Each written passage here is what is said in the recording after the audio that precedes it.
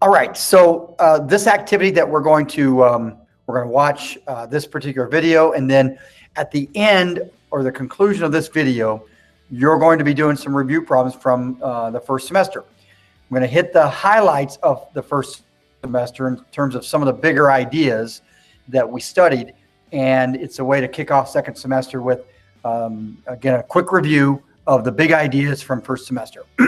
Starts with our discussion of the three major functions that we study in algebra: linear functions, quadratic functions, and exponential functions.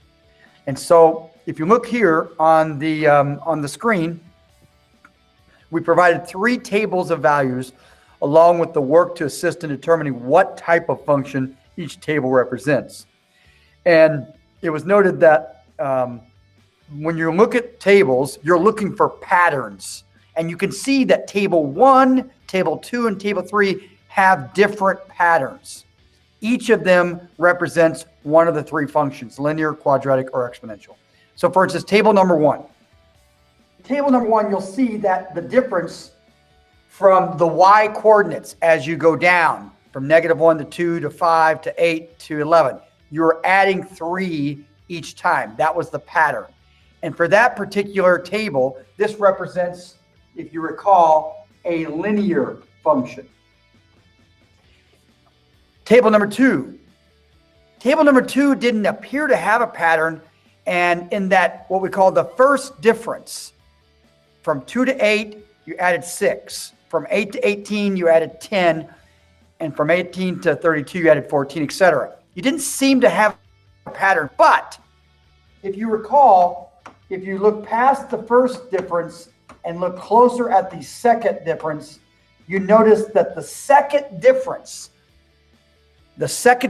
produced a pattern of adding 4. And that function, anybody remember what that was called? Yep, if you said quadratic, you would have selected the right function. And so a quadratic function, you're looking for the pattern that's in the second difference. Okay, and then table number 3, similar to table number 1, you saw the pattern from the very beginning, except this pattern, you were multiplying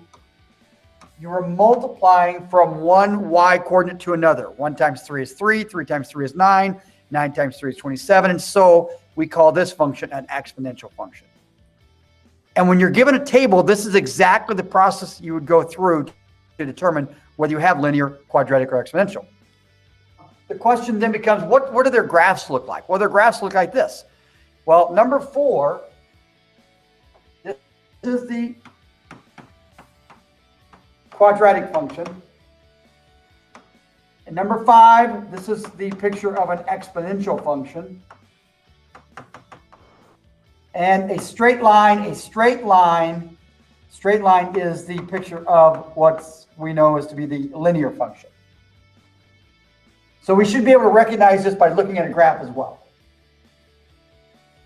And so you're going to have to do problems like this. You're going to be given a table, probably in your practice today, and you're going to have to decide, is this a linear, quadratic, or exponential? Well, how do we approach this? Just like you saw in the earlier example. We're looking for what's the pattern, and we start with the first difference.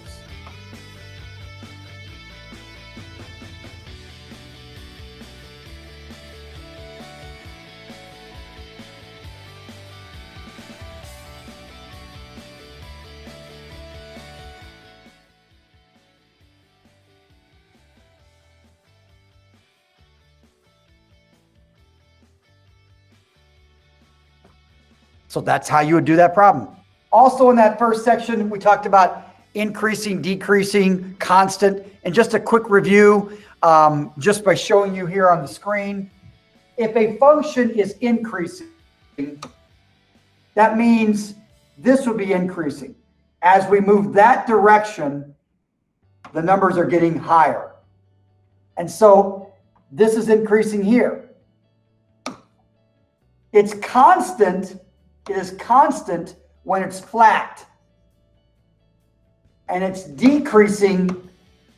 It's considered decreasing when As you go out on the x-axis, the y's are decreasing. And so that's how we determine in a graph what we mean by increasing, decreasing, and constant.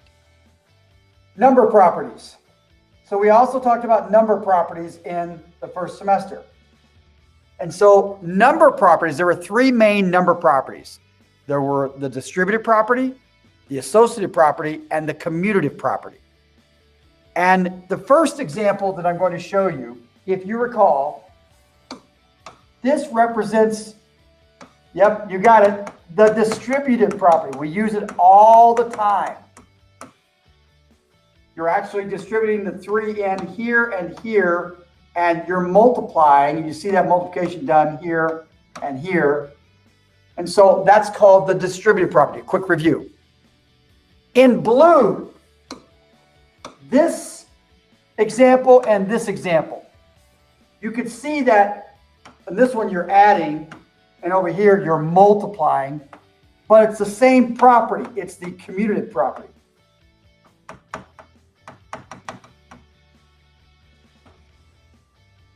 And what the commutative property says is the order of those two numbers, whether you're adding or multiplying, doesn't matter. You get the same answer. Commutative is just switching. Addition, multiplication, it doesn't matter. You get the same answer. And then finally, the third number property right here, often confused. However, you'll see that the order of the numbers are the same. The order of the numbers are the same. They're equal because as we know, 9 plus 6 is equal to 4 plus 11. They're both equal to 15. And so the associative property is just moving the set of parentheses. So that's why we call this is known as the associative. So the three properties are distributive, commutative, associative. Pause the video, take these examples down in your notes, be ready to use them in your practice today. Okay, adding, subtracting polynomials. Here are two examples where I show you the original. So here's the original problem, and then here's the answer. This is the final answer. Here's the original problem, and here's the final answer. How did we get those answers? Well, it hinged on your idea of, do you understand like terms? It was a key concept throughout the first semester. The concept of what is a like term. So let's analyze these two examples, and we'll do one on our own. First of all, as you look here, x squared and x squared, those are like terms. So if you add the 4 and the 2, you get the 6. Same thing here. If you look at the x and the x, there's really a 1 there and there's a 3 there. That's where they get the 4. And then, of course, this 7 and that 1, they're considered constant terms. There's no variables to them. So you're just adding 7 and 8 to get, or 7 and 1 to get 8. Same thing can be looked at with subtraction. So for instance, here's an x cubed and there's an x cubed. Well, there's a 1 there. 3 minus 1 is your 2, x cubed.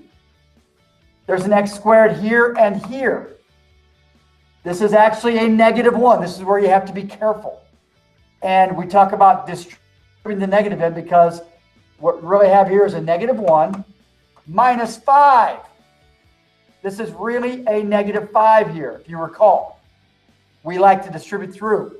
And that's how come they're coming and getting the negative 6. Now, this is all review. This is actually a homework problem you did in first semester. And so we finish it out by saying there's no other x term, so that just gets rewritten. Why is it negative? Because, of course, this gets distributed through. And then finally, you'll notice that the positive 8 and the negative 7, well, again, the negative gets distributed through, and you really have 8 plus 7, which is 15. So let's do an example here below so you can see it in real time.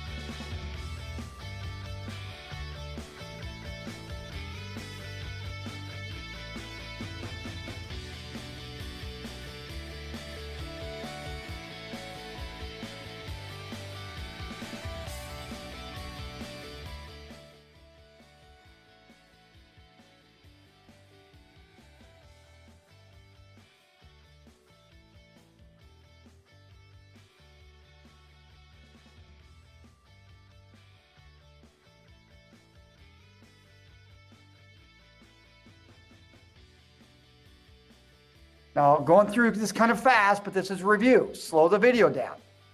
Pause it. Make sure you take some notes and move on to the multiplication of polynomials. And if you recall, we multiplied by simply using the distributive property. There was also a couple other methods that we used, the stack method, and there was also the box method. I'm going to just distribute. I'm going to distribute here, here, and here.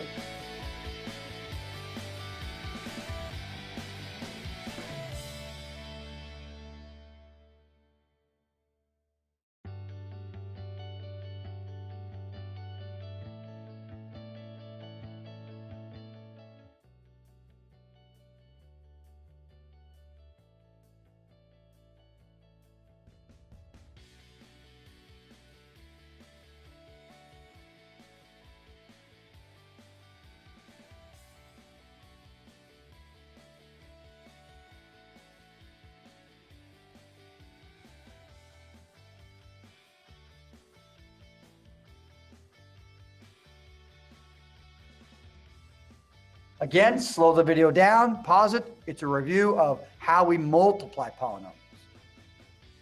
And then finally, to wrap up this, we also talked about solution sets and solving equations and inequalities. When we talk about solution sets, we want to be able to describe them in words, describe them in set notation, and write an equation. In some cases, if you have the equation, graph it. In words, the solution's 5. So all real numbers.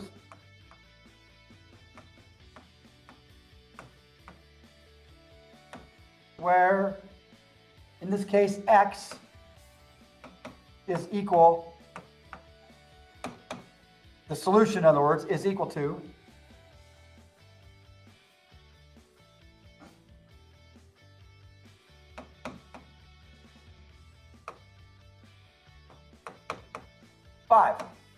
Now let's describe the solution in set notation.